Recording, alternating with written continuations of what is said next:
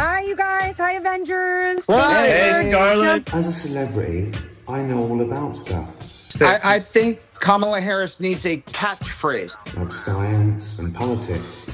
They don't really respect you.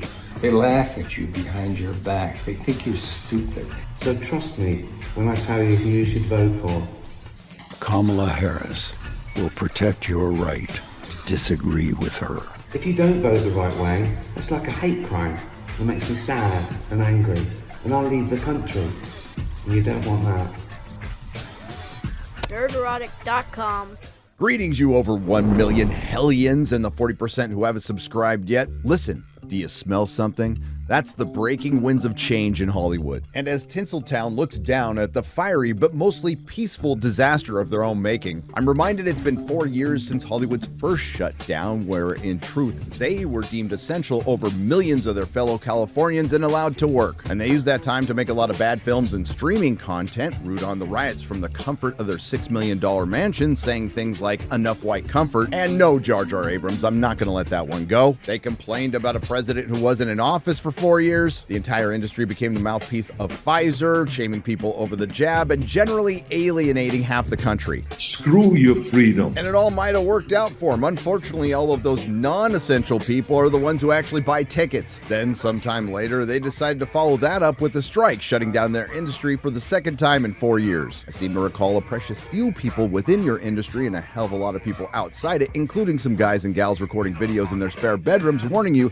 that this might not be a good idea. And now that we're a year past the end of the strike, it turns out it wasn't a good idea. Who could have seen this coming? Ultimately, it wasn't a smart move as a writer to go on strike asking for more money during the year of the flopbuster. Turns out it was ill-advised to vote to stop working after the streaming bubble burst. Turns out it was flat out stupid to go on strike after an entire industry broke its business model. Ticket sales in theaters are down 30 to 40%, and the core of your industry, the legacy Hollywood studios, are largely in debt. And while all this was going on, adult pretenders in Hollywood found new and unique ways to drive off the paying customer. That reminds me, a lot of us were saying just because Hollywood stops doesn't mean the world does, and the worst case scenario actually happened. That audience you've been alienating has become the competition. I also seem to recall a few of us stating that this strike would end up being a purge, leading to mergers, acquisitions, outsourcing, layoffs, and shrinkage.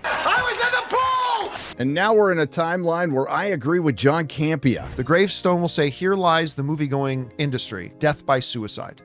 Because they're fucking killing themselves.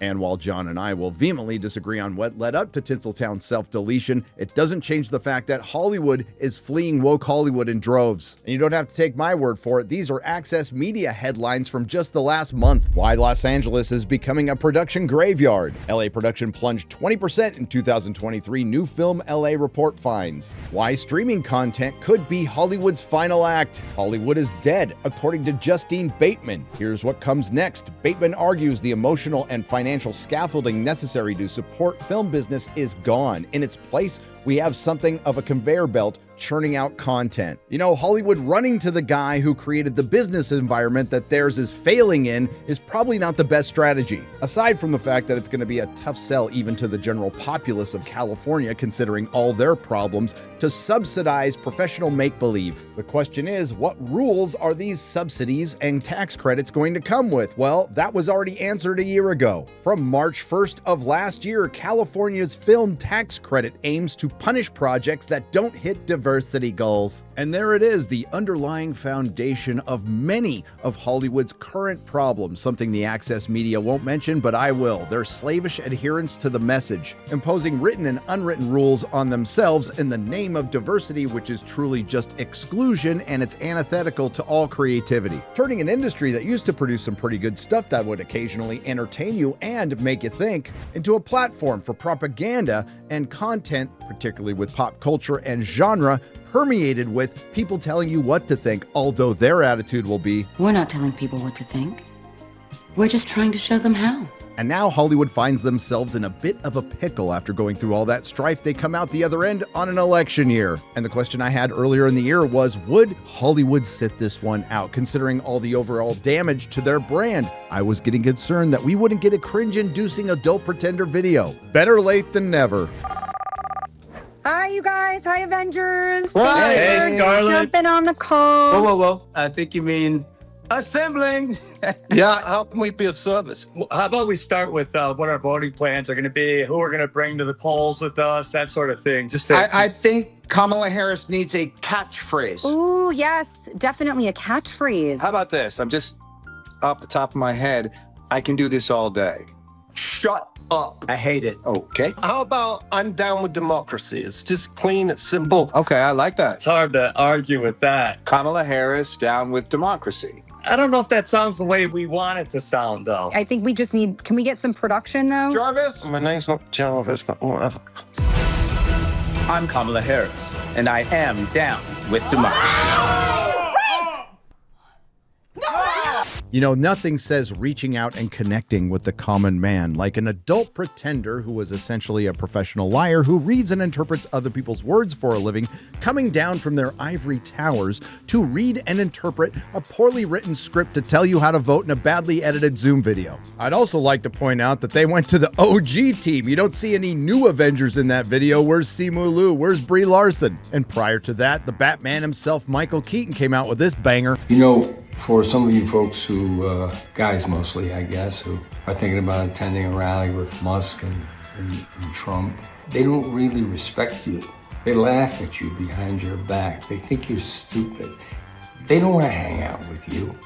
They have nothing in common with you. They're not your bros. They have no respect for you. Trust me. Let me get this straight. An adult pretender is telling us not to vote for somebody because they wouldn't hang out with us and they think we're stupid, coming from a guy who wouldn't give us the time of day and thinks we're stupid. And then there's Harrison Ford. The truth is this. Kamala Harris will I don't care. And if you ever wonder what killed the movie star, well, thanks to social media, we got to know them. The latest example of that, you probably didn't know, a Tom Hanks film flopped this weekend. But this is balanced out by the very controversial statements from Zachary Levi calling for balance. I don't think it's accurate to say that somehow Hollywood is both a liberal and a conservative town. Back in the day, there might have been a bit more of a balance, you know, but you really have to be at a certain level of your career in order to get away with it, number one. But number two, that was also back then. And I think naming just Jon Voight and Dennis Quaid, of the thousands of actors in Hollywood that you could only name two, I think actually speaks to that. And what that means is there's plenty, and by the way, they have sent me lots of messages, plenty of people in my industry, in Hollywood, that are terrified to publicly say that they would vote for Donald Trump or be conservative in any way. That's why you don't see them. That's why they're not very prevalent or prominent, because they know that there's ramifications for this kind of shit. Y'all, our industry is gonna be fucking gonzo. Like, it already is. We're getting eroded. The pandemic and the strikes and all of these things, they've already eroded it so much. My cry to all of you out there, you closeted conservatives, closeted Trump voters, y'all, it's now or never. If what you're afraid of is somehow the backlash of an industry that's not going to exist very soon, don't let that hold you back. Fully acknowledging Zachary Levi coming out and making this statement is far more ballsy than any of his comrades in Hollywood, we have to remember that the celebrity endorsement is not going to stop. I find it far more disturbing that it would actually sway a vote. And I think the biggest takeaway is what he said towards the end. If you work in Hollywood, don't concern yourself with the backlash of an industry that's not going to exist. And again, this isn't just some hyperbole coming from YouTube or social media. This is coming from within the industry. Sony Pictures Entertainment CEO Tony Vinciquerra warned that the deals made with major labor unions are suppressing domestic production. The contract terms are forcing productions out of the US now. The air has come out of the content bubble, says Matthew Bellani, founder of entertainment industry title Puck News. Crisis is a good word. I try not to be alarmist, but crisis is what people are feeling. And many of us said that the hardest hit during the strikes would be the working class in Hollywood, and that's exactly what happened. The losers, Film LA noted, are rank-and-file industry workers, according to the 2024 Otis College report on the creative economy. 27% of the nation's domestic film and TV workforce resides in Greater Los Angeles, giving these workers heavy dependence on local filmmaking. Reduced project output raises significant concerns. And I think this one almost sums it up. Other Hollywood vets lament that LA is simply no longer a film-friendly hub. I would argue that LA is no longer a human-friendly hub. It's not any one thing, it's death by 1,000 cuts. Speaking of that, let's get to my wheelhouse and talk about some genre entertainment, because that's where a lot of those cuts come from. Hollywood has already destroyed the money-printing machines that were Star Wars, Star Trek, and Doctor Who, just to name a few, and they're well on their way to doing it with the superhero film. Like I said, over the past month, we've gotten a litany of soul-searching or navel-gazing articles about the destruction of Hollywood from the Access media, and this is one of them. Superhero burnout. With most superhero movies flopping, can Marvel and DC's 2025 slate reverse the unprecedented box office drought? And this brings up the dreaded superhero fatigue, which is a bit of a chicken or the egg argument. Will people still be drawn to a superhero TV show or movie that's well made? Yes. Are too many poorly made superhero TV shows and films going to hurt Hollywood's bottom line as a market driver? Yes. Between 2015 and 2019, 25 out of the 30 superhero titles, 83%, took in more than $500 million worldwide. After the pandemic, the dynamic has flipped on its head. Since 2022, 10 of the 17 superhero titles, 59%, have made less than $500 million. And the rest of the article is essentially going over the things that we've mentioned here on this channel for years.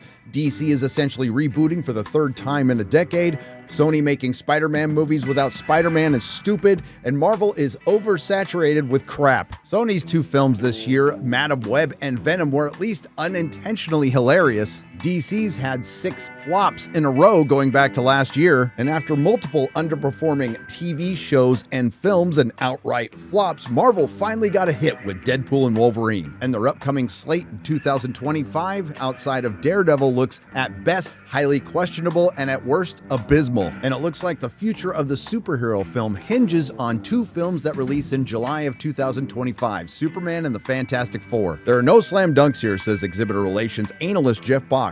There's still a lot of goodwill for Marvel, is there? It's the biggest show in town, but to think that these are going to do Deadpool and Wolverine business, I don't see any of that for these films. No, I don't think a Captain America sequel without Captain America and a Thunderbolts film without any of the original Thunderbolts from the comics combined are going to get close to Deadpool and Wolverine. I will give credit to DC and Disney Marvel, at least they're trying to change. That being said, I'm far more hopeful for a James Gunn Superman over a Pedro Pascal, Reed Richards, and a female Silver Surfer. Hollywood loves and hates the superhero film, but much to their chagrin, it's not going anywhere because they don't have anything else. Still, Warner Brothers and Disney remain steadfastly committed to their respective DC and Marvel slates well into the decade, and that doesn't look like it will change anytime soon. There still isn't anything to replace superheroes at the box office in terms of films with the potential to make the amount of money. Bach says, until we see some genre take over, they're going to continue to invest in it. Nothing says innovation like waiting around for something to happen. The funniest bit, though, is this article from Variety was preceded by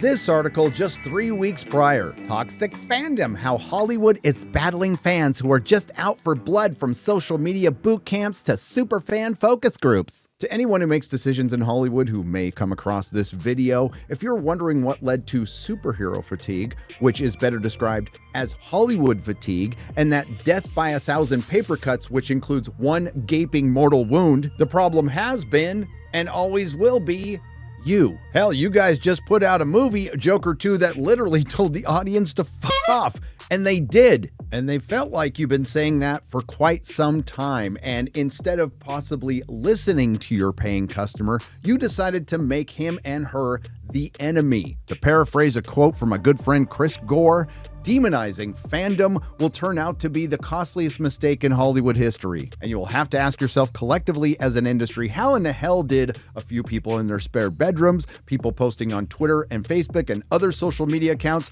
know a lot more than your highly paid market analysts? Now, the industry might not want to hear this, but quite frankly, the best stuff is coming out on streaming, and I think Hollywood could fix most of their problems, save for one. Despite having everything you wanted for the last 4 years, your industry has failed, and it's because you f*** with the money. So how do you reconnect with the audience when they're walking away silently or, worse yet, becoming the competition. And no matter what happens this year, you will be forced to do something that, unfortunately, thanks to your corporate structure, you won't be able to do fast enough. Change. But it's undeniable at this point that Tinseltown is broken up and Hollywood is fleeing woke Hollywood in droves, and that's a good thing.